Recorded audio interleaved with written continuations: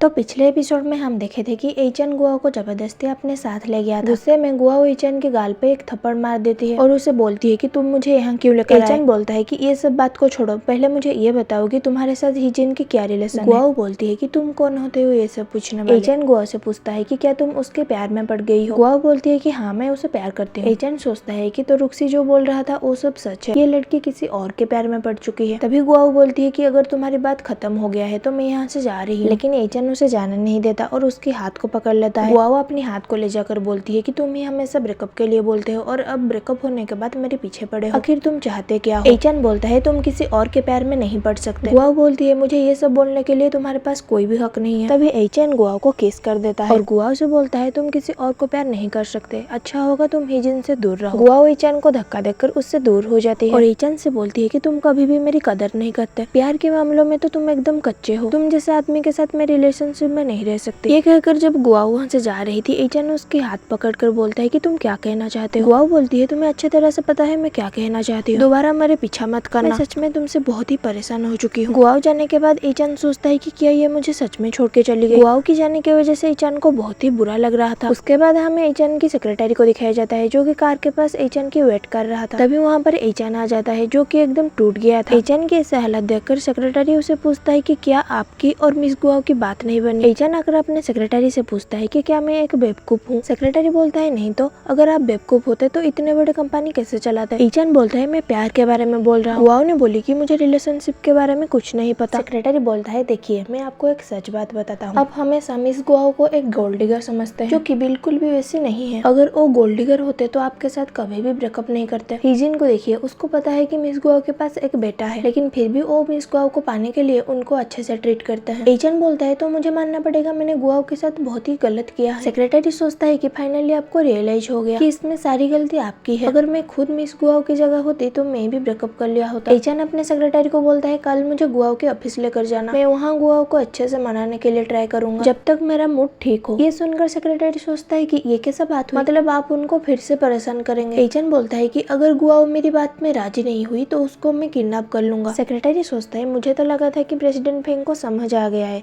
Miss गुआओ को कैसे treat करना चाहिए, लेकिन ये तो उनको किडनैप करने के बारे में सोच रहे हैं। तभी हमें गुआओ को दिखाया जाता है जिसको जुकाम हो गई थी। गुआओ सोचती है ये जरूर एचन की वजह से हुआ है, क्योंकि मैं उससे जब भी मिलती हूँ मेरे साथ कुछ न कुछ बुरा हो जाता है। शुक्र है दोबारा उसकी शकल देखने को नहीं मिलेगा। उसके बाद हमें अगली सुबह न्यूज़पेपर ऑफिस में दिखाया जाता है जहाँ पर गुआओ काम कर रही थी। गुआओ हिजिन को थैंक्स बोलती है उसको उसके ऑफिस में छोड़ देने के लिए। हिजिन बोलता है कि मुझे चिंता हो रही थी कहीं एचन आज भी तुम्हें कहीं जबरदस्ती लेना जाए। हिजिन गुआओ से पूछता है मोमो और फेंग एचन थोड़े थोड़े सेम दिखते हैं, क्या फेंग एचन मोमो की पापा है। ये सुनकर गुआओ बोलती है कि तुमने जो भी कहा वो सच है, फेंग एचन ही मोमो की पापा है, लेकिन अभी एचन और मेरे बीच कुछ भी नहीं है, कुछ दिन पहले ही हमारी ब्रेकअप हो गया है। ये सुनकर हिजिन खुश हो जाता है और बोलता है कि ये तो अच्छी बात है। ये सुनकर गुआओ बोलती है इसमें अच्छा क्या है। हिजिन इसके बारे में और कुछ बोल नहीं पाता और गुआओ को बोलता है मैं बहुत सारा चॉकलेट ले आया हूँ और मेरे पास तो ज्यादा दोस्त भी नहीं है जो कि इसको खत्म कर सके, इसलिए ये चॉकलेट तुम लेकर अपने ऑफिस के स्टाफ के साथ खा लेना। ये बोलकर हिजिन गुआओ को उस चॉकलेट को दे देता है। उसके बाद गुआओ ऑफिस के अंदर चली जाती है। हिजिन सोचता है अगर एचन और गुआओ ब्रेकअप कर चुके हैं तो मेरे लिए अभी भी एक चांस है गुआओ को अपना बनाने के लिए। तभी वहाँ पर एचन का एंट्री होता है। एचन हिजिन को देखकर बोलता है मुझे लगा नहीं था तुम्हें यहाँ देखने को मिलेगा। हिजिन बोलता है मैं तो मेरा गुआओ को यहाँ पर छोड़ने के लिए आया था, मैंने भी सोचा नहीं था तुम यहाँ पर मिल जाओगे। एचन हिजिन से पूछता है गुआओ कब से तुम्हारा हो गई जो तुम उसको मेरी गुआओ बोल रही हो। हिजिन बोलता है गुआओ तो हमेशा से मेरी थी और रहेगी भी,